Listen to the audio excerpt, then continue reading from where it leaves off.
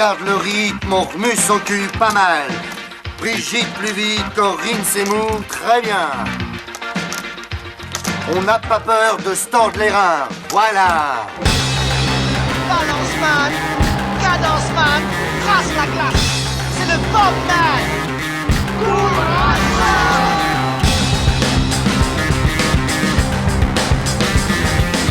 Et allez, bouge-toi le cul. Allez, va chercher, grouille-toi. Là! Mais ne courez pas comme des cons!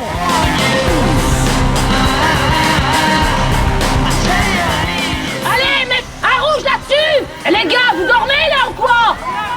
Le match il est pas fini, hein? Je crois qu'après avoir vu ça, on peut mourir tranquille. Enfin, le plus tard possible, mais on peut. Ah, c'est superbe! Quel pied! Ah, quel pied! Oh putain! Oh là là là là là là! Affirmatif, il va y avoir du sport, moi je vous le dis. Bonjour à toutes et à tous, bienvenue dans Gaulle Volant. Vous écoutez peut-être Timbre FM sur le 106.6 à Augan. Ou peut-être écoutez-vous en podcast sur Spotify ou Deezer ou YouTube ou que sais-je encore. Mais aussi vous êtes peut-être sur Radio Boa. Bref, désormais nous sommes partout, vous ne pourrez plus nous échapper, ou plutôt, vous n'y couperez pas. Et aujourd'hui, émission en public, il y a un public qui est déchaîné là. Un truc de dingue, quelle ambiance. Alors, pour écouter cette émission, vous êtes peut-être équipé d'un appareil téléphonique portatif de dernière génération, type smartphone, relié à une enceinte également portative, relié au dit téléphone par Bluetooth, c'est-à-dire via un système de télécommunication permettant l'échange bidirectionnel de données à courte distance en utilisant des ondes radio UHF sur la bande de fréquence de 2,4 GHz, dont le but est de simplifier les connexions entre les appareils électroniques à proximité en supprimant des liaisons filaires.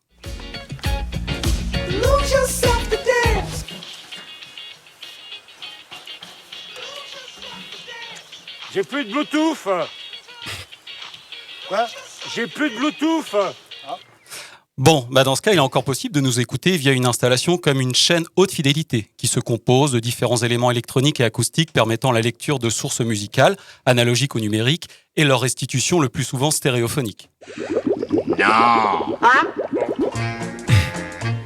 Bon, alors vous roulez à bord d'un véhicule équipé d'un système de reproduction sonore installé à bord, un autoradio. Ou alors... C'est fini, oui. C'est fini, ouais. Oh putain, on s'en va. Ok, restez, j'arrête. Bref, pour continuer à écouter cette émission, Gaulle Volant, qui est devenue, j'en suis sûr, votre émission préférée, vous avez besoin de matos. Comment avez-vous choisi le matériel? Vous cherchez le moins cher, celui qui sera le plus pratique en fonction de votre usage. Peut-être que vous mettez tout en haut de votre liste de critères la qualité sonore pour pouvoir profiter au maximum de la voix de votre animateur préféré. Oh. Mais vous êtes peut-être déçu, pas assez équipé pour optimiser l'expérience, ou alors vous pouvez parfois vous sentir un peu honteux, comme ça peut arriver, trop équipé pour l'usage que vous en avez. En sport aussi, on peut se retrouver suréquipé. Ça existe dans plein de domaines. Perso, moi, j'ai eu plus de guitares que je ne sais jouer d'accords correctement. Si on revient au sport, dernièrement, j'ai acheté une montre connectée, car je pensais me mettre à la course à pied. Et je viens de me rendre compte que la montre ne pourrait jamais courir à ma place. Mais on peut aussi se sous-équiper sportivement, ne pas assez penser à son confort, sa sécurité, sa santé. Comment juger si on n'a pas trop de choses, si on ne s'est pas fait arnaquer, ou au contraire, si on ne devrait pas investir pour optimiser ses performances, augmenter son niveau de sécurité ou gagner en confort? Quel lien y a-t-il entre le sport et le matériel qui l'accompagne? Aujourd'hui, on parle matos, comme ça peut se pratiquer au bord des terrains, des piscines, des routes. Et vous allez entendre comme je suis loin d'être sous-équipé pour l'occasion. Qui c'est qui est là? Enfin, c'est le rendez-vous des glandules, là, ou quoi? Jolie brochette.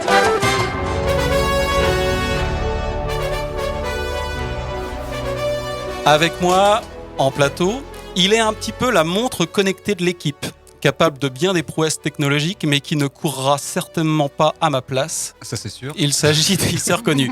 Il s'agit de Mathieu. Salut Mathieu. Salut Jérôme, salut tout le monde. De quoi tu vas nous parler, Mathieu, aujourd'hui? De matos, je crois. Ok. Mais c'est bien. L'autre matos. D'accord. L'autre matos, ok. C'est mystérieux. Mon minibus, parce que c'est presque là-dedans qu'il nous a amené ce matin en locaux de Timbre FM où on enregistre, et parce qu'il dégage à peu près la même puissance lors de certaines de ses interventions défensives footballistiques. C'est Maël. Bonjour à tous. Salut Maël, de quoi tu vas nous parler aujourd'hui? Alors, je vais parler de la condition sine qua non au sport, le matériel. Et là, en l'occurrence, de mon matériel. Ok. Chronique un peu sur toi. Tu veux nous parler un peu de toi? Ah, je vais me livrer un petit peu, oui. Oui, Flo n'est pas là aujourd'hui. Ouais. Puis, ma gourde à moi. Derrière cette dénomination, il n'y a pas un chroniqueur. J'espère que c'est toi. Hein. Ils sont en train de se regarder. Vous n'écoutez pas, s'il vous plaît, un petit peu d'attention. Il n'y a pas un chroniqueur un peu bêta ou idiot, mais un chroniqueur qui, quand je suis avec lui, m'assure de boire à ma soif, et parfois même un peu plus. Salut Benjamin. Oh non. Oh non. T'as pas le droit. Tu savais. Oh, bah oui. Salut Jérôme. De quoi tu vas nous parler aujourd'hui, Benjamin? De ma pratique des sports extrêmes. Quel entrain. Je pensais qu'on se connaissait bien, j'ignorais ça. Eh oui. Et enfin, mon baudrier, qui me rassure et m'assure depuis toutes ces années. C'est lui le baudrier, quoi. Ça tombe bien. En deux mots. Il est le seul à savoir correctement en enfiler un dans l'équipe de Golf Volant. C'est Julien. Salut. Alors Julien, qu'est-ce qui va se passer aujourd'hui de ton côté? Moi, pour cette émission, je vais vous présenter un roman d'une petite génie mexicaine. Un premier roman traduit en 8 langues à seulement 19 ans. Pas mal. Ok, wow. Bien, on va commencer. On salue aussi Quentin à la technique avec nous aujourd'hui. Et on va tout de suite se mettre dans le bain. Golf Volant, l'émission de sport et société en balado-diffusion sur toutes vos plateformes préférées. Mathieu, c'est à toi? Ben oui, alors moi, quand on m'a annoncé le thème de l'émission d'aujourd'hui, j'ai été plutôt circonspect. Je voyais mal comment on allait pouvoir faire toute une heure sur ce thème plutôt obscur. Alors j'ai cherché dans le dico à quoi le mot matos pouvait vraiment correspondre. Ah, matos. Argot non masculin. Définition 1, matériel d'une manière générale. Exemple. On est parti en pleine nuit pour être là à temps, on a pris tout le matos, et puis les ennemis sont pas là en heure de quoi, là? Définition 2, péjoratif. Synonyme de femme. Exemple. Puis on faisait la finale de la Coupe de France à Paris contre Monaco, où je mets des militaires dans les couloirs, parce que toutes les équipes, quand elles viennent la veille à Paris, les mecs la nuit, ils se cassent, ils vont faire les cons. Donc moi, je leur ai dit, on va pas faire les cons à Paris, et vous n'avez pas besoin de les faire, j'amène le matos ici. Et moi, je prévois plein de matos pour qu'ils soient tous servis, chacun dans sa chambre, tu vois. Oh là là, c'est dégueulasse. Troisième définition, synonyme de hashish. Depuis que j'ai arrêté les joints, je me sens moins con, je me sens léger. Comme un albatros, fini les recherches à quatre pattes pour un bout de matos. Waouh, c'est de qualité ça. C'est de grande qualité.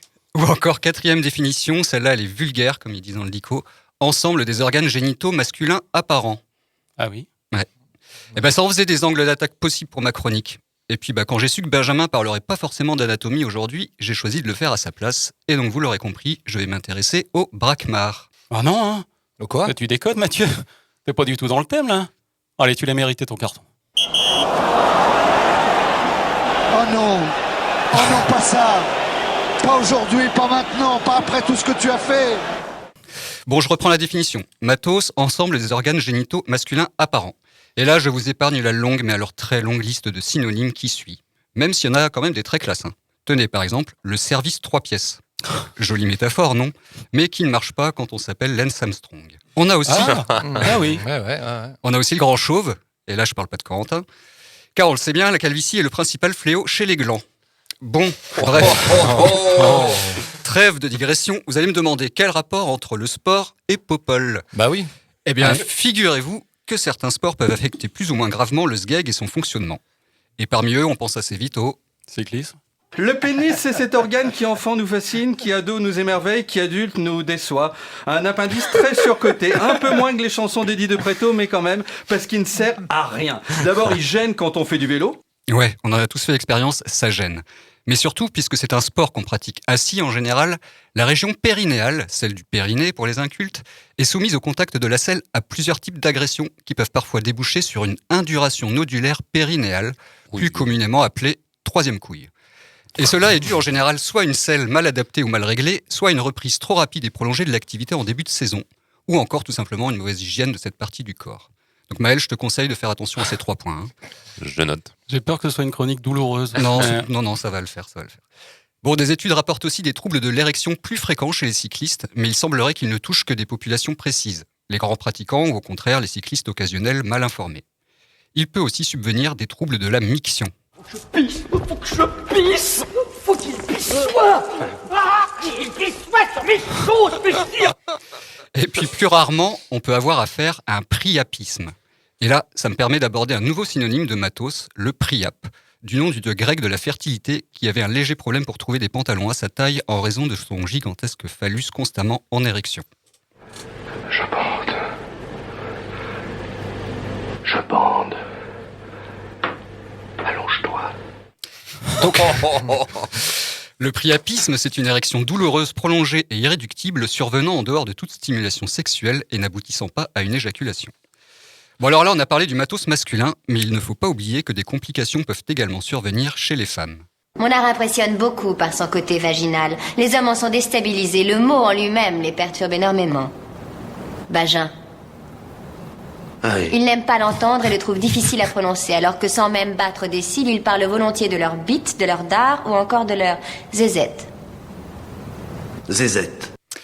Oui, les femmes cyclistes peuvent en effet souffrir d'érosion ou de déchirure de la vulve causée par la selle, de microcalcification du clitoris, de cystite, ou bien encore, après quelques années de pratique intensive, d'une hypertrophie vulvaire.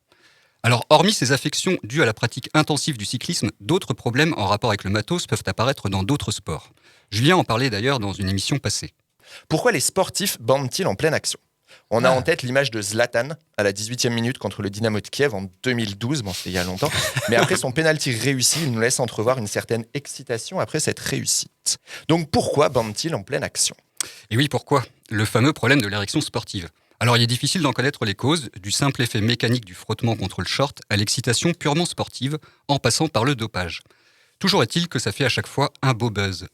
C'est pas vrai, Patrick, t'es en érection ? Mais non. Ah si. Pas du tout, ça va pas. Un autre problème peut aussi survenir lorsque la nature a plutôt bien gâté un sportif. Allô, je suis un copain de Dove. Il m'a dit que t'aurais rien quand un petit 5 à 7 avec un mec super bien monté. Ça tombe bien, je suis un gros chaud de la bite. Pendant un 400 mètres au championnat du monde U20, l'Italien Alberto Nonino fait un bon départ, mais rapidement les spectateurs constatent qu'il semble gêné par un bon ballottement dans son short, et surtout en dehors de son short. Le pauvre tente alors plusieurs fois de ramener son service 3 pièces dedans. Mais toutes ces tentatives désespérées le ralentissent complètement et il finit bon dernier. Alors, s'il te plaît, Patrick, j'aimerais bien que tu fasses un effort et que cette fois-ci, tu me fasses une bonne première impression. Eh Pépère, tu me parles pas sur ce ton, d'accord ? Bonne impression. Imagine que tu fais bonne impression en tramalant ta trompe sous le nez des gens. D'accord. Ta trompe. J'ai l'impression que j'ai avec toi, c'est de vendre un bouquin à un éléphant. Il y a des gamins ici, putain. Autre mésaventure qui peut survenir chez un sportif, la déchirure du pénis. Oh putain de ta mère, Bravo, ce qui devait t'arriver est arrivé. ta mère. Vous avez certainement été blessé, là. Oh putain de ta mère, salope. Bien, répondez-moi. Vous avez très mal ? C'est ce qui est arrivé notamment au défenseur argentin Mariano Bitolo, tiens il porte bien son nom lui, après un choc avec un de ses coéquipiers et qui s'en est sorti avec 10 points de suture. Ou encore à Steven Gerrard, l'icône d'Anfield, en se jetant pour tacler un adversaire. J'essaye de l'empêcher de repiquer vers le centre et là, je ressens un picotement au niveau de mes parties intimes. Je me dis, merde, il y a un truc qui cloche. Ça me brûlait atrocement. Je venais de me déchirer le pénis, pile au milieu, ça pissait le sang partout. Bon, pour lui, ce sera seulement 4 points de suture. Fini la branlette. Je m'en fous, je suis couché. Le matos peut également poser problème aux skieurs. Je parle pas là de leur bâton, mais bien de leur organe, qui peut se retrouver soumis aux aléas de la météo. C'est ce qui est arrivé au skieur de fond finlandais Remi Lindholm au JO de Pékin en 2022. Pendant toute la course, il a ressenti une forte douleur à l'entrejambe, mais malgré cela, le fondiste est allé au bout de ses ressources pour franchir la ligne d'arrivée en 28e position, mais avec le zob complètement gelé. Je suis fatiguée, j'ai faim et ma queue est gelée. Une blessure qui s'explique par une virulente vague de froid qui a touché la Chine sur la fin des JO. Quand mon corps a commencé à se réchauffer après l'arrivée, la douleur était intolérable et j'ai dû utiliser une bouilloire. Alors le grand cuisinier que je suis vous le rappelle, il n'y a pas pire façon de décongeler la viande que de la passer sous l'eau chaude. Rien de tel pour finir avec une intoxication alimentaire. Le chibre peut également s'avérer un outil efficace et plutôt malhonnête pour neutraliser ses adversaires. Et c'est celui qu'a utilisé Anthony Watts, un joueur de rugby australien, tout simplement en mordant le zob d'un membre de l'équipe adverse au cours d'un entremêlement des joueurs. J'en ai rien à battre, moi, que Kevin commence à chialer parce que Finch a bouffé la queue. Voilà. C'était mon petit tour d'horizon du matos chez les sportifs. Vous me pardonnerez, j'espère, pour les crispations et les douleurs que ma chronique a pu vous faire ressentir. Je vous propose de poursuivre avec un petit débat. Selon vous, dans le sport, est-ce que la taille du matos compte ? Alors ça vient, petite bite. Merci Mathieu. Sacré tour d'horizon. Ouais, on va pas faire le débat. J'étais dans le thème. Oui. T'as tourné autour. Ouais, j'aimais bien. C'était bien d'avoir mis des petites références cinéma. Oui, ça venait atténuer la douleur. Pas toujours, ça n'atténuait pas toujours. Ouais. Bien, on va passer à un petit débat où on va se reconcentrer sur le matériel réellement sportif, Mathieu. Donc j'avais vraiment pas compris. Ouais. Une fois de plus. Alors moi, je voulais un peu... je me demandais, moi, si pour vous, il existait un lien évident entre performance et matériel. En gros, est-ce que la prise en compte du paramètre le matos est obligatoire quand on essaye d'augmenter ses performances ? Donc j'aimerais bien qu'on parle un peu de pratique personnelle et de sport de haut niveau. Pour se mettre un peu dans l'ambiance, on va écouter un petit extrait d'Eurosport le 21 juillet dernier, lors de la 19e étape du Tour de France. Oh là là, chaîne cassée. Oh, c'est Nils Politt. Oh non. À l'avant. Ah là là. Est-ce que sa voiture est là ? Non, 1-0-1 Jackie. Eh oui, il n'y a pas sa voiture, c'est... Oh là là, il va prendre un vélo. Un mulet. Un mulet qui n'est pas à sa taille. On va prendre le plus grand vélo, oui, mais on n'a pas les bonnes pédales. Et voilà, il ne peut pas enclencher avec les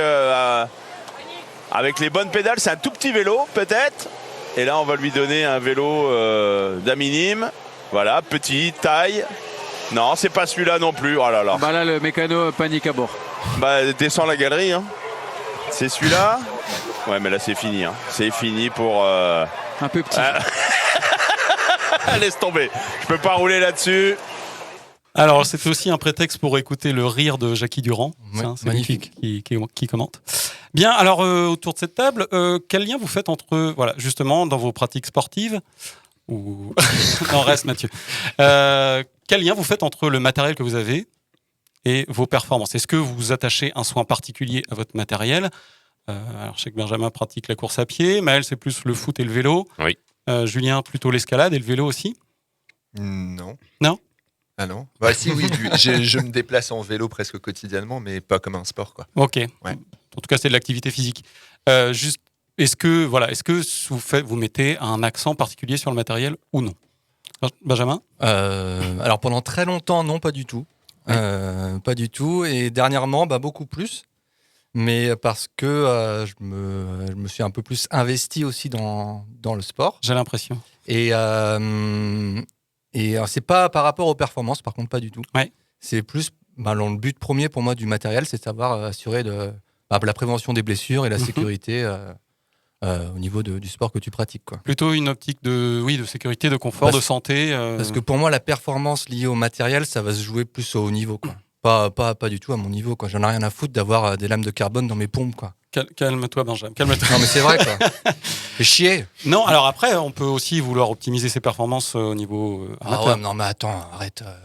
Je pense, après c'est mon point de vue, mais je pense que vraiment ce que le matériel va apporter en plus au niveau de la performance, ça se joue vraiment. Là, on arrive quand même dans le haut niveau pour moi. Alors moi, je suis pas tout à fait d'accord avec toi parce que moi, donc je vais parler du cyclisme un petit peu ou du vélo pour rester un peu plus modeste. Même dans mes déplacements quotidiens, au début, quand j'étais plus jeune, j'avais un gros vélo qui passait partout et j'ai maintenant un vélo qui roule très bien, qui roule tout seul et même le confort, c'est beaucoup plus agréable. On se bat moins contre son vélo quand tu te bats contre ton vélo pour avancer dans une toute petite montée, alors que quand tu es avec ton vélo qui roule tout seul, en 3 coups de pédale, tu es arrivé là-haut, c'est un plaisir aussi. Et donc ta performance en est changée, même si le but premier, c'est pas la performance, mais tu prends beaucoup plus de plaisir avec du matériel de meilleure qualité. Là, on parle aussi d'un sport qui est très très lié au matériel. Tout à fait. Pour le coup, le cyclisme, là, c'est vraiment ça a un rôle prépondérant, quoi. Oui, alors moi, en préparant cette émission, je suis allé un peu fouiller, notamment, moi, je pratique le tennis, où ça parle énormément de raquettes sur les bords des terrains, le poids, le cordage. Et il y avait donc une vidéo qui disait comment gagner 2 classements en changeant, je ne sais plus quel matériel. Oui, bien sûr. C'était pas la vidéo, il fallait payer 250 € pour la voir.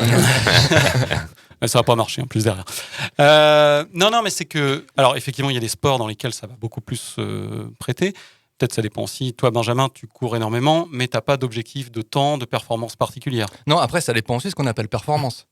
C'est-à-dire que, par exemple, tu prends la Diagonale des Fous, donc je rappelle, c'est 170 km, et un gars comme Daniel Loireau, qui l'a couru plusieurs fois, il finit plusieurs fois, il la court en savate, à deux doigts, donc en tongue, quoi. Oui, oui. Donc là... Daniel Loireau, c'est un musicien. C'est un chanteur aussi. Aussi, ouais. Ça devient n'importe quoi. Il fait tout, hein. Mais voilà, donc voilà aussi, ça dépend ce qu'on appelle performance. Et, parce que et là, on est presque à l'inverse, quoi. La performance, c'est de pouvoir courir ça avec ce matos entre guillemets pourri, quoi. L'objectif n'est pas le même, du coup. C'est pas un objectif de vitesse, mais de le faire, en fait, avec ce matériel-là. Alors lui, il explique en disant, moi, c'est comme ça que je cours, c'est comme ça que je marche. Voilà. Moi, je vous ai mis l'extrait de Polite, là, qui pendant le Tour de France, donc il pète sa chaîne. Il y a une bagnole qui est organisée, que le Tour de France fournit avec des vélos de différentes sortes, et tu te rends compte qu'en fait, le matériel devient aussi un frein. On peut pas lui prêter un vélo parce qu'il faut la taille pile poil, parce qu'ils sont dans une optimisation parfaite. Et en plus, les pédales avec les chaussures, ça n'allait pas. C'est que finalement, ça devient aussi un frein. Là, lui, il perd l'étape, clairement, je pense. À cause de ça. À cause de ça. Après, ça, c'est une erreur stratégique de l'équipe, quoi, en fait. Non, parce que là, c'est un moment où l'équipe ne peut pas intervenir pour l'aider, et c'est une bagnole Tour de France qui aide tous les coureurs. Ah oui, d'accord. Et moi, j'ai trouvé qu'il était assez criant, c'est qu'aussi le matériel, là... Il est tellement perfectionné qu'il ne convient qu'à une seule personne. Voilà. Enfin, le vélo va à un coureur, mais c'est pas du tout interchangeable. Et donc, les réglages sont tellement précis que la performance en est améliorée quand tout va bien, mais il suffit d'un gravillon ou une chaîne cassée pour que le coureur ne puisse même plus courir. En essayant d'optimiser au maximum, on se met aussi, je pense que dans les années 70, si ça arrivait, on prenait le premier vélo qui venait et le mec finissait peut-être de façon moins confortable. Mais il finissait. Ouais. Julien, toi, je sais pas, en escalade, est-ce que il y a un enjeu de sécurité aussi énormément qui va être là-dessus, c'est indéniable. Hein. Ouais. C'est la sécurité en premier. J'imagine qu'après, ça dépend aussi de chacune. Tout à l'heure, Benjamin, quand tu parlais d'investissement dans le sport, tout ça, moi, en fait, j'ai vu aussi l'investissement. Plus on grandit, plus on a de l'argent. Et du coup, on peut se poser ces questions-là, quoi. Et surtout qu'on est appelé à ça actuellement, à faire du sport. Donc on en voit un peu plus. Après, moi, j'avoue que mon matos d'escalade, je l'ai depuis le début. J'ai pas trop changé, mais je suis pas sûr qu'il y ait énormément de technicité. Ça va changer grand-chose. Peut-être du poids, si, quand tu ferais des grands... Ouais, mais moi, à mon niveau, non, ça change rien. Ouais. Les chaussures, peut-être, non ? Même... Ouais, si, peut-être les chaussons, à la limite, ça pourrait changer. Mais non, je suis pas le bon cheval pour ça, quoi. Par contre, juste, j'en profite parce que j'ai le micro.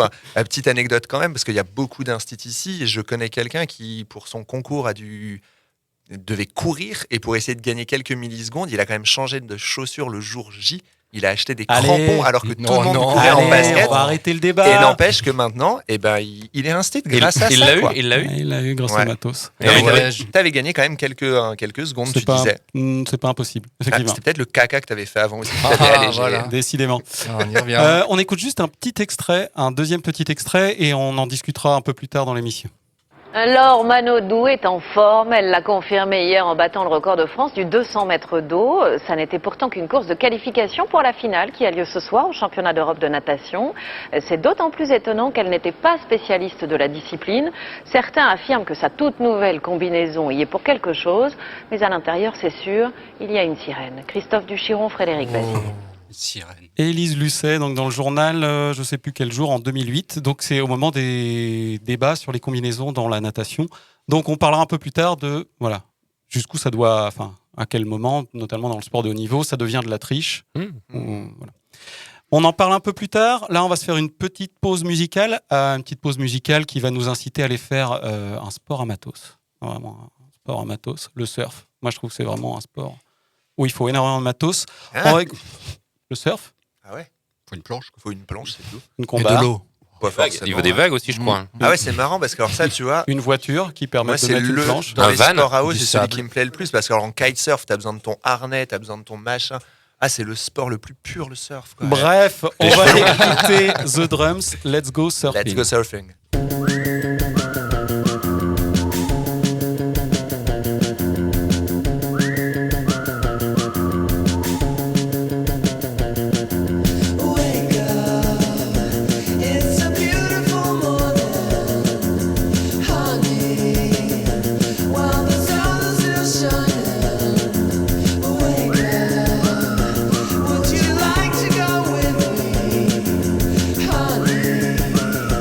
Take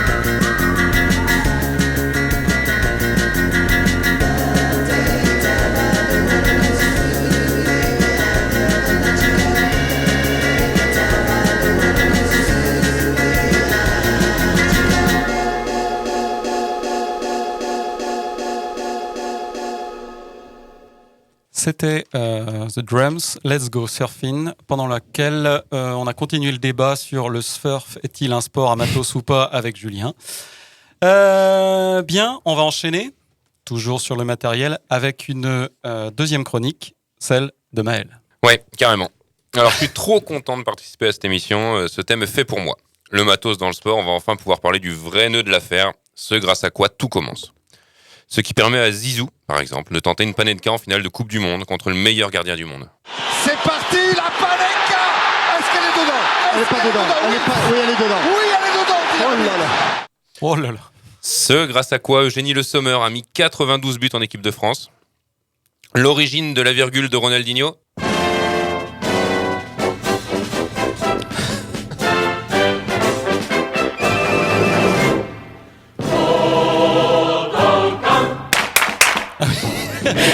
Ah oui. Ce qui permet aussi les 2 feintes de frappe de Socrates contre l'URSS en 82 et surtout la grosse patate qu'il met dans la Lulu. Ce ne fut pas un but, mais un orgasme sans fin. Écrira plus tard El Doctor. C'est aussi grâce à cela qu'est né le football total de Johan Cruyff et le coup franc de Roberto Carlos contre le pauvre Fabulous Fab National en 97. Bref, vous l'avez compris, tous ces exploits n'auraient pas eu lieu si chacune et chacun de ces légendes susnommées n'était doté d'une grosse paire de crampons. J'ai donc envie de me parler de ma relation privilégiée que j'ai depuis bientôt 30 ans avec mes chaussures de foot. J'ai, depuis mes débuts de footballistique, une relation particulière avec ma paire de cuir. Que j'ai reçue en cadeau, je devais avoir 4 ou 5 ans. Je leur ai fait faire 1000 fois le tour de mon jardin, explorer les coins les plus inaccessibles de la propriété familiale pour aller chercher les ballons que je peinais à maîtriser lors de mes parties de foot de balle au mur contre moi-même. La première partie, je tirais contre le mur. J'étais Patrice Loco, j'étais Stéphane Guivarch. Puis je me transformais le temps de l'aller-retour de la balle entre moi et le mur en Fabien Barthez ou en Angelo Hugues. Et reculer le mur de Guingamp. Tatarian ou Honorati. Tatarian ou Honorati. Tatarian, elle est déviée. Sans problème pour Angelo Hugues. Angelo Hugues. Ah ouais, Angelo Hugues, ma jeunesse. Puis je leur ai fait découvrir peu à peu les paysages direction la ville, avec le terrain d'entraînement du Volosen, où je les ai traînés dans la boue et la poussière. Elles ont suivi docilement mes très modestes progrès et mes errements, toujours fidèles malgré les tours de terrain rébarbatifs et mes nombreux loupés face au but. C'est aussi elles que je sortais tous les week-ends, le samedi d'abord lors des plateaux de Poussin ou Benjamin dans les communes du pays de Quintin, puis le dimanche ensuite dans tout le département costarmoricain lorsque l'heure des seniors est arrivée. Je les bichonnais, il faut dire. Elles n'étaient pas de celles qu'on laisse toute la semaine mouillées dans le fond du sac. Ah, non. Elles étaient de celles que l'on frotte après le service, à grandes eaux pour enlever la boue et la sueur. Plus tard, lorsqu'elles avaient séché, je leur appliquais tout en douceur la fameuse graisse de phoque qui les rendait étanches et souples à la fois. Oh. Et brillantes pour le prochain match. Parce que oui, je n'envisageais pas de commencer un match ou un entraînement avec des chaussures dégueulasses. Elles devaient être impeccables. Superstition ou respect du matériel, je n'en sais fichement rien, mais c'était nécessaire. Et ça faisait partie du rituel. J'aime ces moments-là. On est là, tous ensemble. Des ballons sur le sol. Des regards qui se croisent. C'est toujours les mêmes gestes. D'abord la jambe gauche. Toujours. Chaussettes, chaussures. Les frissons. Ah, carrément, m'en parle pas. J'ai toujours eu beaucoup de respect pour chacune d'elles. La gauche et la droite. Et si j'ai dû en changer, c'était toujours à contre-cœur, et c'est seulement parce que j'y étais contraint. Mais j'ai toujours été fidèle au modèle. Les Copas mondiales pour les mouler, les World Cup pour les visser. Toujours. Prenons la suite des illustres Platini, Maldini, Beckham, Cantona, Gérard, Mathieu, pas Guérard. Et je ne sais pas si les quelques illustres que j'ai cités plus tôt avaient aussi cette relation avec leur groll, mais j'avoue être un peu superstitieux dans le domaine sportif, et c'est donc sans surprise que je les considérais comme des partenaires de jeu, qu'il faut bichonner pour qu'elles puissent m'épauler sur le tapis vert, que je respectais et que je devais les entretenir du mieux possible pour qu'elles puissent servir le plus longtemps possible. Qui veut aller loin, ménage sa pointure. Oui. Quelle chute. Oh oui, on l'a compris. Merci Maël, j'ai trouvé ça très intéressant parce que moi j'ai pratiqué le foot pendant des années et je ne comprenais pas ce rapport aux chaussures. Moi, j'arrive avec des chaussures dégueulasses et qui puaient. Ah non, c'était pas possible. Oui. Et je comprends un peu mieux. Il y a aussi quelque chose dans l'histoire du sport relié à tout ça. De symbolique, complètement. J'étais content d'arriver avec mes belles chaussures sur le beau terrain. J'adorais ça. Ouais. Bah, je crois que j'ai plus compris. Ouais, merci. Eh ben de rien, avec plaisir. Bien, on va enchaîner avec un petit conseil culturel. Le conseil culturel de Gaulle Volant. Le conseil culturel.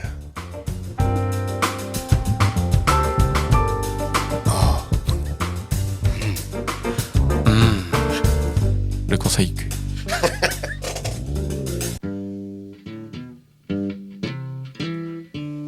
Eh oui. Non. Oh non.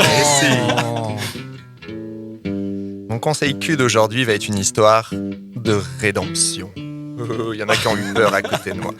Et pour ma part, je trouve que le sport de rédemption par excellence, c'est la boxe. C'est le sport qui s'associe le mieux avec des histoires de gueules amochées qui veulent s'en sortir, casser les codes qu'on leur impose. Pour planter le décor facilement, il suffit de penser à Mohamed Ali ou Rubin Carter. On est dans l'ambiance ?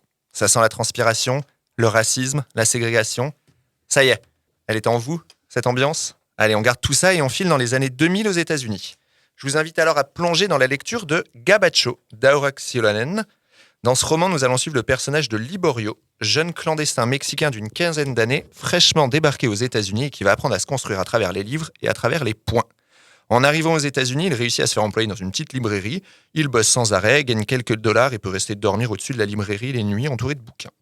Tout ne semble pas si mal quand tu as failli finir cuit sur une route dans le désert. Malheureusement, une grosse dérouille dans la rue et la destruction de la librairie ensuite vont plonger Liborio dans une nouvelle vie d'errance. Au bout du tunnel, il rencontrera la boxe, la vraie, l'officielle, codifiée, lui qui ne connaissait que les points de la survie. Je propose comme déjà un petit extrait. Ça va, me dit le poulpe, un peu sonné. Je remarque ses couronnes sur les dents de devant. Il est en train de s'essuyer du dos de la main le sang qui coule de la petite blessure que je lui ai faite au nez avec mon coup de boule. Allons droit au but, bro. Je suis lutteur professionnel, mais je me suis fait expulser de la ligue pour une saloperie de contrôle antidopage il y a 2 ans. Je suis exclu de la ligue à vie, mais maintenant j'ai un gymnase où j'entraîne des gars et je veux faire les choses bien, pas de la merde. Il y a un type qui frappe comme un bourrin et je voudrais me faire du fric avec. La seule chose qui me manque, c'est un sparring partner, à sa hauteur pour faire bosser mon champion. J'ai vu ta vidéo sur YouTube. Dès que je t'ai vu, ça a fait tilt, bro. How much ? Je lui coupe la parole. I don't know, il me répond à cran. Comment ça, tu veux faire du business, tu sais même pas combien tu me proposes ? Allez, 100 par semaine. Il me lance ça à l'air de rien en essayant de me prendre pour un con. 100 par jour ou rien ? T'es pas en or tout de même. Bah ça, à vous de voir, bande de sauvages. Je descends d'une marche, les écarte pour me frayer un passage et m'apprête à déguerpir. Il faut pas déconner, 100 $ de merde pour me faire défoncer la tronche, y a pas moyen. Sauf que ce fameux champion qu'il faut entraîner, Liborio va le mettre hors service pour quelques temps et en un seul coup, lors de son premier rendez-vous. Et sa réputation va commencer à se répandre. Il va lui falloir apprendre à se maîtriser et à se dompter. Le roman oscille entre des flashbacks de sa traversée de la frontière, des discussions en tête-à-tête avec son boss de la librairie et cette rédemption par le sport. Il se fera ensuite accueillir dans un orphelinat, sûrement le plus pauvre et le plus miteux de la ville, où il se fera accompagner bon gré mal gré dans son nouveau quotidien. Entraînement, lecture de manuels sur la boxe des années 70 et double ration de tambouille. C'est qu'il est pas bien gros, notre Liborio. Ça pourrait sonner un peu trop facile dans cette réussite, mais ce serait sans compter sur le style narratif de l'écrivaine et la langue bien aiguisée de notre héros. Pour conclure, un dernier petit extrait. Bill for President, l'entraîneur lisse qui est écrit sur le t-shirt que j'ai récupéré s'exclame aussitôt. Mais enlève-moi tout de suite ce truc préhistorique, t'en as pas un autre, bonhomme ? Bah pourquoi faire, entraîneur ? C'est le seul débardeur que j'ai pas trouvé que j'ai trouvé dans le sac de fringues. On va se faire massacrer. Il sue à grosses gouttes. Bah pourquoi ? Parce qu'il y a que des républicains ici. Fais-moi voir le short que t'as pris.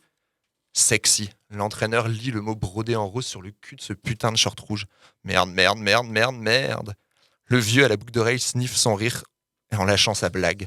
Mais c'est qu'on nous a envoyé 2 clowns pour rigoler un peu. Regardez-moi ça, les zouaves. Je vous présente Sexy Démocrate et sa mère la pute. Il lâche un rire encore plus sonore, spectaculaire, exhaustif. Ils se bidonnent tous. Fais-moi voir, ma petite chérie, si t'as les tétons roses ou marrons. Allez, baisse-moi le froc et suce-moi un peu, dit le crevard avec un accent de racaille cubaine. Sa main est encore posée sur mon torse quand je pars en vrille comme un putain de ressort. Moi, personne me touche. Rien besoin d'ajouter. Je lance mon poing vers sa face et lui plante un jab sur la pointe du menton. Il s'effondre comme une saloperie de marguerite effeuillée. Merci Julien pour ce conseil culturel. Ah ouais. Et je trouve qu'on parle pas beaucoup de boxe dans notre émission. Et moi, je me suis rendu compte que si je n'aime pas le sport, il y a énormément d'histoires, comme celle dont tu viens de nous parler, qui traitent de ça, La boxe, pour moi, c'est un truc très fort au niveau cinématographique et littéraire. Oh bah ouais, Storytelling. je pense aussi, ouais. Est-ce que tu peux nous rappeler les références parce que j'arriverai pas à les redire. C'est du coup Gabacho Ouais. de Aora Xilonen ou Xilonen, je sais pas trop comment on le prononce. Qui s'écrit avec un X. Un X, c'est ça. Une petite Mexicaine, comme je disais au début, elle l'a écrit à 16 ans, son roman. Ok. Elle l'a envoyé à 19 ans pour un concours au Mexique et bim, Ça la va. fortune. Là maintenant, je crois qu'elle a un yacht, tout ça. Elle a acheté un casino. Elle a bien tourné. Voilà, Évidemment. bien fini. Évidemment. Bien, on va enchaîner avec une petite pause musicale sur un changement de matériel. Alexis HK avec Cyclopède.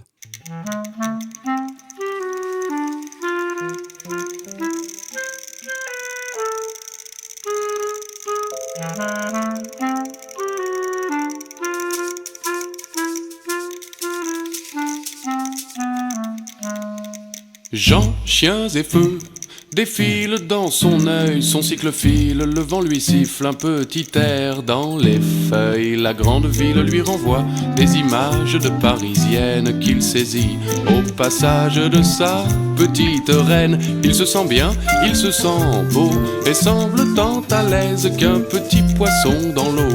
Il se sent bien, il se sent beau et trouve la vie belle dans la grande ville sur son joli vélo.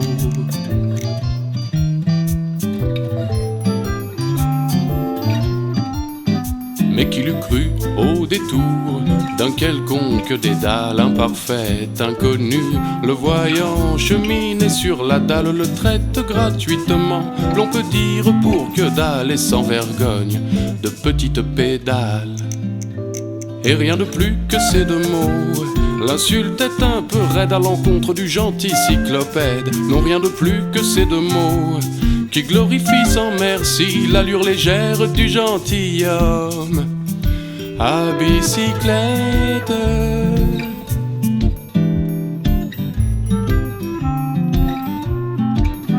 Je roule en cycle, se dit-il, et l'on me traite de pédale. Si je roulais en roulotte, me traiterait-on de petite fiotte? Il est à croire, et je m'en rends compte un peu trop tard, qu'on a l'allure de ce par quoi l'on se transporte. Mais l'insulte gratuite a ceci d'obsédant, qu'elle est toujours un peu vraie par où l'on se la prend. Oui, l'insulte gratuite a ceci d'obsédant, qu'elle est toujours un peu vraie par où l'on se la prend. L'homme rentre chez lui, se saisit d'une masse et fracasse la bicyclette en poussant des cris d'angoisse, car en détruisant le vélo, il pense retrouver l'homme, le vrai, le fort, le beau. Car en détruisant le vélo, il se dit que plus jamais la virilité ne viendra lui faire défaut.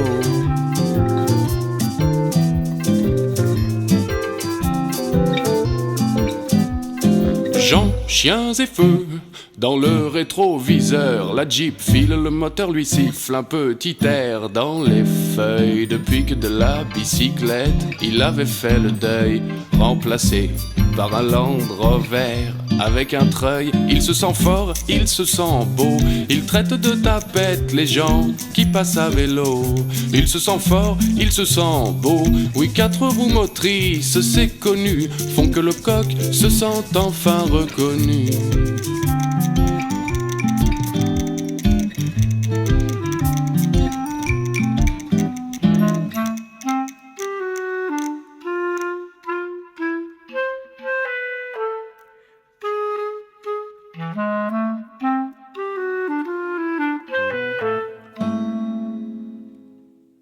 Vous écoutez toujours Gol Volant, l'émission Sport et Matos. On vient d'écouter Alexis HK avec Cyclopède. Et maintenant, on enchaîne. On va écouter Benjamin. Ah oui, c'est moi? Ouais, c'est toi, Benjamin. Ok. C'est lui. Ah alors, bon bah, La on y va alors, hein. Est-ce que vous avez déjà fait du parachutisme? Non. Non. Du Non. base jump? Non, Allez, non. Mathieu, Maël, je suis sûr que vous avez déjà fait ça du haut des horizons, non? Non? Julien, toi, t'as dû faire la skyline, toi, babos comme t'es, non? Non. Du sol élastique? Non. Bah alors quoi? Me dites pas que vous êtes comme Jérôme et que vous avez peur. Non, on dit pas. on dit Non, pas. mais Jérôme, moi aussi, ça me fout les jetons. Moi, j'ai peur aussi, mais il n'y a aucune honte à avoir peur. Hein, de toute façon, Jérôme, faut se rassurer, on est encadré par des professionnels. c'est hyper sécure, le matos, il peut pas lâcher. Non. Oui, bien sûr. Non, il peut pas lâcher mon cul, oui. Allez dire ça à David Vimon, il a sauté du viaduc de la Soulèvre le 25 août 2019. Et qu'est-ce qui s'est passé ? Je vous le donne dans le mille. Ça a lâché. L'élastique a pété. Il a eu du bol, ça a pété à 20 cm de l'eau, il s'en est tiré indemne. Oui, mais Benjamin, c'est le seul accident en 29 ans. Mais je m'en fous, grosse voix. Vous me mettez un élastique autour des guibolles, je vais forcément y penser. Et pareil pour le parachutisme. Ah non, mais vous me ferez jamais faire ça, c'est mort. Mais les chiffres montrent que le taux de mortalité est moins élevé que dans d'autres activités. Regarde en France, 0,623 morts par an pour 100 000 sauts. Ouais, c'est pas zéro. Y a un Narbonnais qui est mort en 2017 d'une chute de 4000 mètres. Non, on survit pas à ça. Enfin, sauf si vous vous appelez Joanne Murray. Mais ça, c'est une autre histoire incroyable dont j'en parlerai peut-être un autre jour. Oh, le teasing. Bon, bref. Le pauvre gars, il avait 2 parachutes et aucun des 2 ne s'est ouvert. Sûr que ça m'arriverait aussi. Enfin bref, vous l'avez compris, j'ai pas confiance dans le matos. Surtout quand je sais pas très bien l'utiliser. Allô ? Merde, comment ça marche ce matériel de merde ? Allô, vacances ?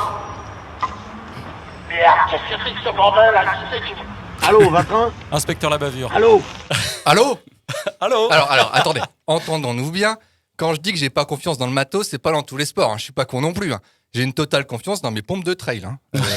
Par contre, l'escalade, je peux pas. Je peux pas, j'ai essayé, je vous jure.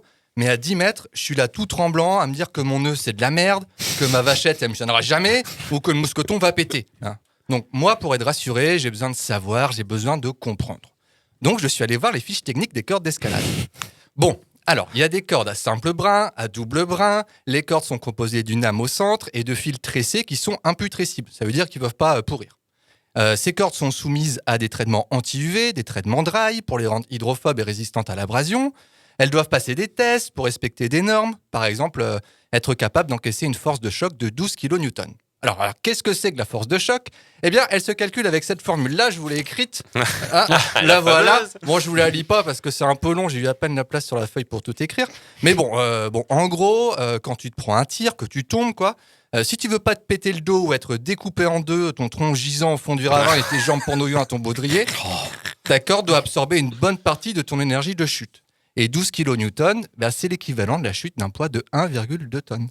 Moi, je pèse 67 kilos. Tu vois, tout a été étudié, tu ne risques rien. Mais je sais. Mais mon cerveau, quand je suis sur une paroi, il n'en a plus rien à carrer de savoir que ma corde peut absorber la chute de 10 Dupont-Moretti. Il part en vrille complet. Et vous savez pourquoi ? En évoluant, il a très vite mis en place une réaction indépendante de notre volonté face aux situations de danger très courantes il y a des milliers d'années. Par exemple, quand vous êtes face à un mammouth, votre cerveau met en place la réponse combat-fuite. Soit je combats le danger, soit je fuis le danger. Peu importe l'option choisie, votre cerveau va préparer votre corps à ce combat ou à cette fuite. Bon, aujourd'hui, on s'est un peu embourgeoisé, on risque moins de croiser un mammouth au coin de la rue, mais on vit tout de même des situations stressantes, comme par exemple pour moi lors d'une séance d'escalade. Ou encore, toujours pour moi, mais aussi mes comparses, en ce moment même. Là, je suis en train de vous parler. Alors, on est d'accord, c'est pas une situation de danger, il n'y a pas de tigre à dents de sabre qui va surgir dans le studio pour me becqueter, mais n'empêche que j'ai peur de bafouiller, de m'emmêler les pinceaux, de pas lancer correctement mes sons. Bref, je stresse. Alors, qu'est-ce qui se passe concrètement dans mon corps ? D'abord, gros shoot d'adrénaline. C'est ce petit goût amer au fond de la bouche que vous avez peut-être déjà ressenti. Puis, arrêt de tout ce qui n'est pas important. Par exemple, la digestion. C'est ce qui fait que je risque d'avoir une petite envie de gerber. Et c'est pour ça, Mathieu, que tu manges jamais avant une émission. Exactement. Par contre, mes muscles, eux, ils vont être boostés. Alors là, pas de problème, pour être prêt à justement affronter le danger ou le fuir. Augmentation du rythme respiratoire et du rythme cardiaque. Ils vont avoir tendance à se contracter, alors que naturellement, on a tendance à vouloir les décontracter, et donc je vais commencer à trembler. Et non, Jérôme, c'est pas seulement le manque d'alcool qui te fait ça. La température de mon corps augmente. La réponse donc, du berger. La température de mon... Écoute-moi, s'il te plaît. Pardon. La température de mon corps augmente, donc je transpire. Et oui, c'est ça l'odeur dans le studio, c'est pas seulement Julien. Il y a aussi l'augmentation des réflexes, la perte d'audition, la tunnelisation de la vue. Oui, bon, je crois que les gens ont pigé.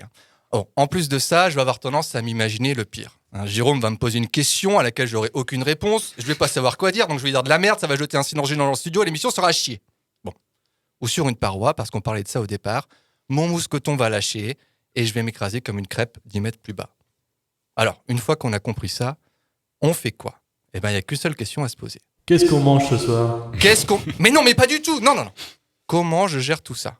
Bon, je suis pas psy, bien sûr, mais ce qui se joue ici, c'est pas tant la confiance dans le matos que la confiance en moi. Et si vous êtes comme moi, terrifié sur un mur, il y a des chances que vous n'ayez pas une grande confiance en vous. Et comment gagner de la confiance en soi ? Bah là, j'ai pas de réponse magique, désolé. Mais je peux vous dire ceci parce que ça semble marcher à peu près avec moi. Il n'y a pas de raison que ça ne marche pas avec vous. Sortez de votre zone de confort. Ouvrez votre porte, testez, tentez, osez, faites le pas de côté. Et avec un peu de chance, là... C'est parti. Toute voile dehors, on y va. Flanquez le grand phoque, bigardez les sourdines, choucardez dans les flanquettes. Vent de force main, c'est parti, ce voyage, cette aventure, tout est nouveau, tout est inconnu, tout est réinventé, tout recommence. La joie est là, tu l'entends pas, ce tocsin qui bat dans ton corps, gamin, tu l'entends pas. Mais ce voyage-là, tu peux le faire dedans, tu peux être ton propre chirurgien, t'ouvrir à cœur ouvert. Tout ça, c'est une question de dosage. Et là oui, merci Édouard, l'aventure, le risque mesuré bien sûr, des petites choses qui au fur et à mesure vont vous permettre d'apprivoiser peut-être certaines peurs et de gérer un peu mieux ce cerveau capricieux. Alors allez-y, partez, enfin, restez jusqu'au bout de l'émission, on a encore des petites choses à vous dire sur le matos. Et après, filez à l'aventure Moussaillon. Merci Benjamin. De rien. C'était une chronique où tu as un peu rhabillé tout le monde pour l'hiver. Là, oui. Tous ramassés un petit peu.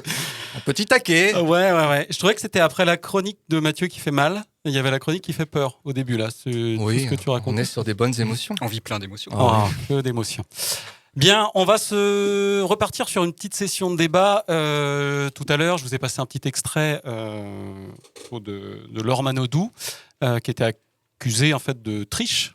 Elle n'était pas la seule avec une combinaison. Voilà, je me demandais à partir de quel moment on peut parler de triche via le matériel, parce qu'il y a des sports dans lesquels ça paraît évident.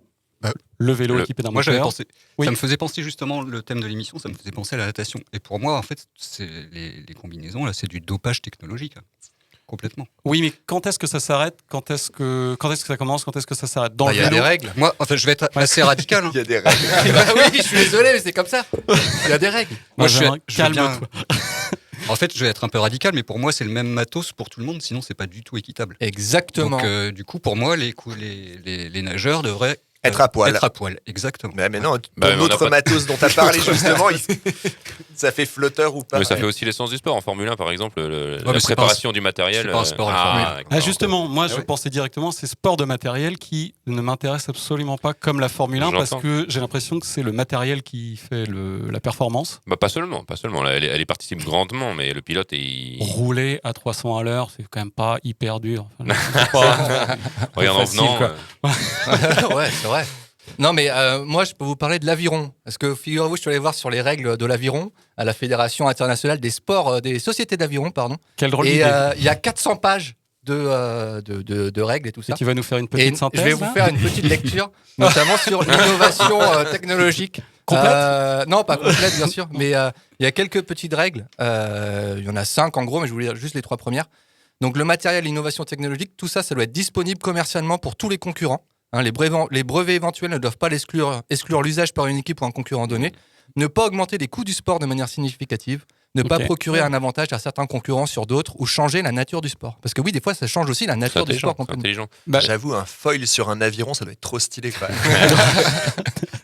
Faut des avions plus longs, justement. Ouais. Mais justement, là, il y a eu les mondiaux d'athlétisme et j'ai oublié son nom, mais la dame qui a gagné le 200 mètres, je crois, elle avait une coiffure assez particulière, dirons-nous. Et j'ai vu que si elle avait eu les cheveux coiffés différemment, elle aurait pu battre le record du monde ou quelque chose comme ça. Elle aurait pu améliorer sa performance. Donc même sur un 200 mètres, je veux dire, et là, c'est pas du matériel, c'est des cheveux. Mais c'est l'aérodynamisme. C'est de l'aérodynamisme quand même. Et dans le vélo, on en parle beaucoup parce que la hauteur des chaussettes est réglementée. On peut pas avoir les chaussettes trop hautes, sinon on gagne trop en aérodynamisme, justement. Oui, alors justement, c'est ça qui est surprenant. Ils essayent d'être aérodynamiques, mais il y a un moment donné où ça s'arrête quand même. Faut pas l'être trop. Sinon, on met une combinaison, comme à la natation, on met une combinaison intégrale et on sera parfaitement aérodynamique. Mais c'est pas non plus le but. Ouais.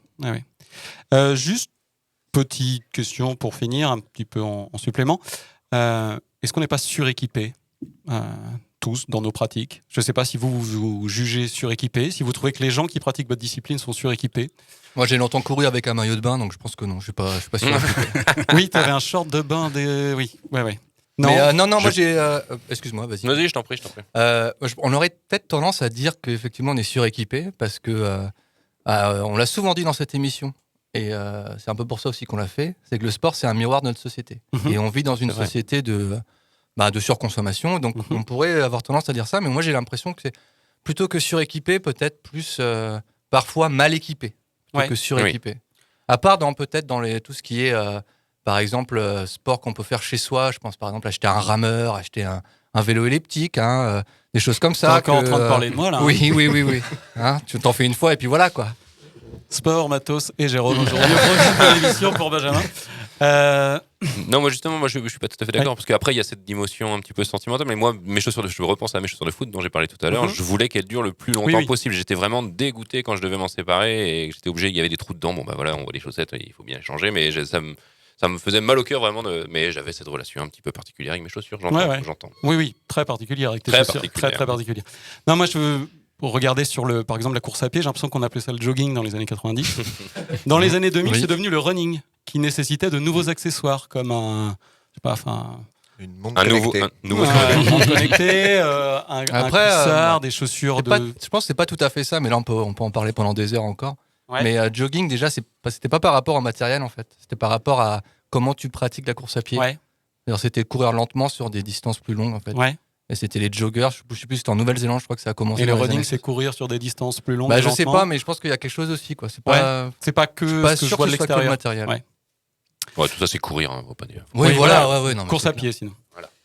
Bien, on va conclure ce débat et on va enchaîner avec une petite troisième mi-temps.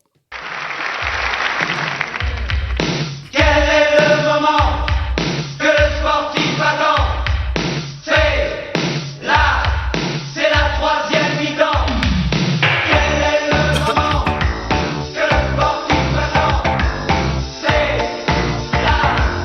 la troisième mi-temps.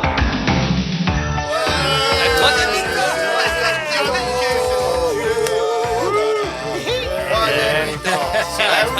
Va chercher une bague de bière. C'est donc l'heure de la troisième mi-temps de Sport et Matos avec un public qui est là, qui est déchaîné. Alors, pour cette troisième mi-temps, on va faire un petit jeu. Tout le monde peut participer, le public aussi peut participer. Donc, les règles. Vous allez devoir trouver de quel élément matériel sportif je parle. OK ? Très bien. Vous trouvez, vous balancez votre réponse. Attention, ça concerne plusieurs sports. Et alors, mais c'est tout en subjectivité. C'est-à-dire que c'est juste mon regard à moi sur ces... On va avoir rien trouvé. Ça va être moi j'ai rien compris. Tout va bien se passer. Ça va bien se passer. Dis des objets. Table. Qui correspondent à ce que je vais dire. Ok, c'est parti. Vous êtes prêts? Je lis une définition, il faut trouver de quoi je parle. Petit objet de merde. Table. Alors... Est-ce que quelqu'un peut sortir Julien du studio? Petit objet de merde, à la base destiné à empêcher les ronflements, porté par un grand nombre de footballeurs dans les années 2000. Le truc en les cartonnés. La carte de narine. Je vais l'accorder à Maël. Premier point marqué par Maël. Merci. Deuxième élément de matériel. Sorte de gros morceaux de beurre que l'on tartine sur une planche. Bien. Il est trop rapide. Ouais. Qui est donc la matière préférée des surfeurs et de Caroline Loeb. De toutes les matières. C'est la wax. C'est la watt. La wax. Maël 2, le reste du monde 0. On s'en va. Objet unique de la trousse à pharmacie de la plupart des clubs de foot amateurs, voire très amateurs. La bombe à froid. Troisième point pour Maël. On y va, nous? On peut couper son micro, s'il te plaît. C'est un objet de soin qui permet de soigner les entorses, les plaies, les luxations, les fractures ouvertes, la conjonctivite, les maux de ventre, les hématomes, les bleus, etc. T'en as oublié. Quatrième. Petit objet de merde que l'on utilise au tennis. Il permet Une d'absorber raquette. les vibrations provoquées par un stabilisateur. Entre la raquette Un et médiateur. la balle. Une corde. Il permet, lorsqu'il est perdu en plein échange, de jouer un autre jeu. Retrouve-t-on sur le terrain. Du sparadrap. Mais non, c'est le Non, c'est le stabilisateur. machin. Le petit truc sur les cordes, là. Alors, Un petit truc truc rond. en plastique, ça ne marche pas. Ça va pas Mais faire, si, moi je vois très bien ce que c'est. L'antivibrateur. Anti-vibrateur. L'autre, il invente des Alors, mots. Mais oui. pendant que j'avais le dos tourné, Julien s'est mis 2 points, donc il va démarrer à -1. Ah, super. Ça change rien. Ouais, j'avoue. Cinquième. 4-0. Sorte de farine que l'on se met sur les mains. Non La pas pour magnésie. préparer- Oh, Ah oui, il fait de l'escalade, lui. Eh ouais. Julien passe à 0 donc. Alors, équipement apparu dans le monde du running il y a quelques années et que La l'on montre accroche- connectée. et que l'on accroche à son bras pour nous permettre de recevoir des mails, des SMS de Voilà. son tonton La chaussure. et même des notifications Facebook en pleine course à pied. Le sac à téléphone. Ah, on n'est pas loin. Ah, le brassard. Le brassard à téléphone. Le brassard à téléphone qui est un bel objet de merde. Attention, on va aller bientôt à la mi-temps de ce jeu. Équipement qui me paraissait essentiel à l'exercice de certaines disciplines. Mais depuis cet été et mon passage à Saint-Éloi dans les Côtes-d'Armor, j'ai compris qu'on pouvait s'affronter Yes. sur des épreuves Je l'ai. de dressage et de parcours sans cet équipement Un animalier. poney. Je fais référence à la compétition de air poney qui avait lieu à Saint-Éloi au mois de juillet, à laquelle participait brillamment Loïc, technicien de Timbre FM, où on enregistre en ce moment même. L'occasion, quand on parle du poney, de faire une petite pause musicale à la mi-temps de ce quiz. Petit poney, tu es tout gris, tout petit poney, petit poney, petit poney, petit poney. Où est-ce qu'il a Tu trouvé es ça? tout gris et tout petit poney, petit poney. Tu gambades dans les prés sans te soucier du temps qui passe, petit poney, petit poney. C'est bon, j'ai pas tout mis. Merci. Donc un petit point sur les scores. Ça fait 5 points Maël, 2 points Julien, les autres 0. Je pense que Charlotte qui est dans le public, qui lève la main à chaque fois, qui est bien scolaire. Elle n'a pas compris le principe. Elle aurait pu gagner beaucoup plus de points. Lever quoi? 8e, rectangle de tissu ou de plastique de 180 cm sur 60 et qui me permet de prendre des postures toutes plus étonnantes les unes que les autres. Un tapis de yoga. Julien.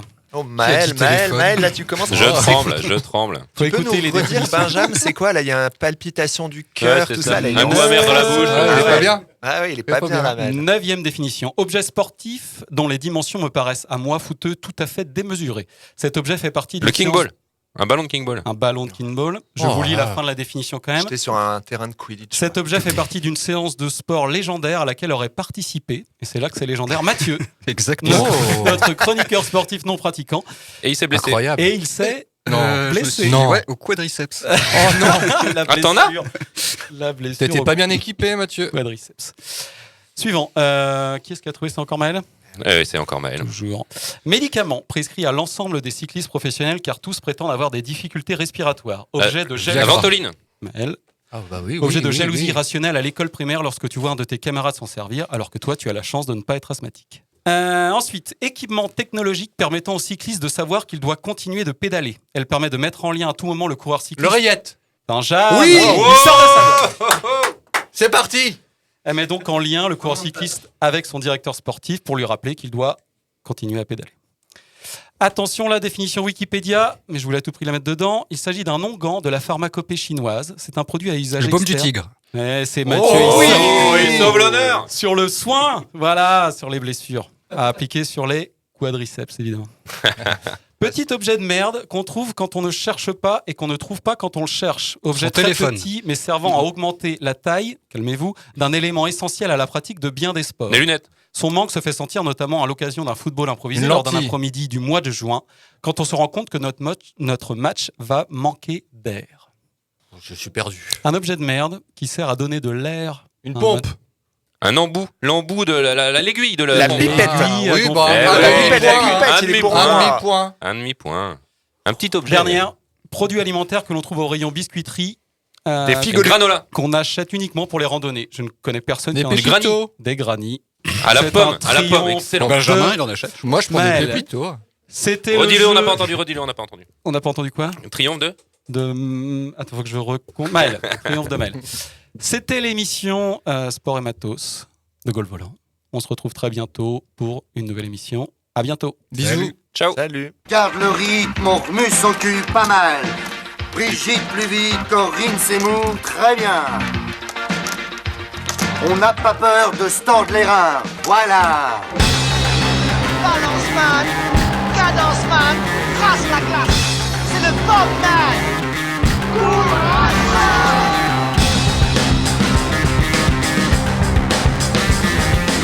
Et allez, allez, bouge-toi le cul. Allez, va chercher, grouille-toi. Là! Mais ne courez pas comme des cons!